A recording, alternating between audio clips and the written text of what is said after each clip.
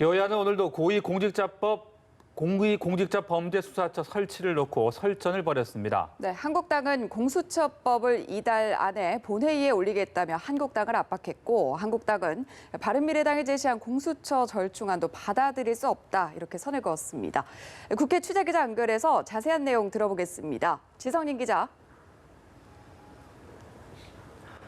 네, 민주당 이인영 원내대표는 신속 처리 안건으로 지정된 검찰개혁 법안과 관련해 한국당의 입장 변화를 거듭 촉구했습니다. 이 원내대표는 정책조정회의에서 법리적으로 이달 29일부터 사법개혁 법안을 본회의 안건으로 상정할 수 있는 시간이라며 남은 13일 동안 한국당에 전향적인 제안을 요청한다고 말했습니다.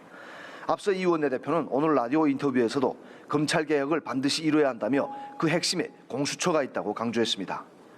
그러면서 검찰이 가지고 있는 무소불위의 절대 권력을 분산시키고 민주적 통제의 범위로 되돌리라는 국민들의 준엄한 명령을 한국당은 절대로 거역할 수 없을 것이라고 압박했습니다. 반면 한국당 나경원 원내대표는 최고위원회에서 공수처가 만들어지면 이 정권의 비리와 부패는 영원히 묻힌다며 친문무죄, 반문유죄가 될 것이라고 주장했습니다. 나 원내대표는 바른미래당이 제시한 공수처 중재안에 대해서도 공수처는 있을 필요가 없는 기관이라며 절대 불가 입장을 고수했습니다. 한편 조국 전 장관 사퇴와 관련해 여당 내부에서도 자성과 쇄신의 목소리가 나오자 민주당 지도부는 내부 분열을 경계하는 모습입니다. 이인영 원내대표는 오늘 라디오 발언에서 내부에서 비판하는 분들조차도 우리가 분열하고 자중질환을 일으키는 것을 원하지는 않을 것이라고 강조했습니다. 반면 한국당 황교안 대표는 오늘도 국무총리, 청와대 비서실장, 여당 대표 등 조국 대란의 책임자들은 사죄하고 물러나야 한다며 여권 지도부 책임론을 강조했습니다. 네, 그리고 국회는 오늘도 13개 상임위원회에서 국정감사를 실시했습니다. 특히 앞서 현장 연결을 통해 보셨듯이 대검찰청에 대한 법사위 국감장에 윤석열 검찰총장이 출석해 눈길을 끌었는데요. 국감 상황 전해주시죠. 네, 대검찰청에 대한 국회 법사위 국정감사에는 윤석열 검찰총장과 조국 전 장관 일가의 수사를 지휘하는 한동훈 반부패 강력부장 등이 참석했습니다.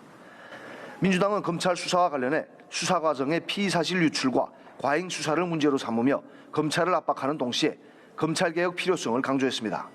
반면 한국당 등 야당은 조 전 장관의 사퇴와 무관하게 원칙대로 엄정하게 수사해야 한다고 검찰에 요구하면서 여권의 검찰개혁 요구를 사실상의 수사방해라고 비판했습니다. 야당은 특히 정경심 교수에 대한 신병처리 계획 등을 질의하면서 검찰의 신속한 수사를 촉구했습니다. 국감에선 특수부 폐지 등 검찰이 자체적으로 마련한 개혁안에 대한 질의도 나왔습니다. 이와 관련해 윤 총장은 저를 비롯한 검찰 구성원들은 검찰의 변화를 바라는 목소리가 그 어느 때보다도 크다는 것을 잘 알고 있다며 국민의 뜻과 국회의 결정을 충실히 받들고 검찰 스스로 추진할 수 있는 개혁 방안을 과감하게 실행해 나가겠다고 말했습니다.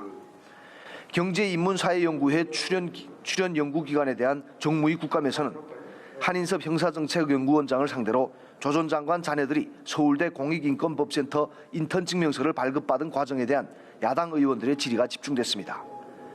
KBS에 대한 과방위 국감에서는 유시민 노무현 재단 이사장이 제기했던 KBS 인터뷰 검찰 유출 의혹과 알릴레오 방송의 KBS 여기자 성희롱 논란 등을 두고 여야 간 공방이 벌어졌습니다.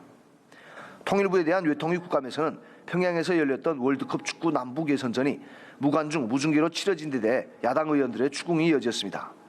이에 김현철 통일부 장관은 무거운 책임감을 느낀다. 정말 죄송스럽게 생각하고 있다고 밝혔습니다. 지금까지 국회에서 연합뉴스TV 지성림입니다.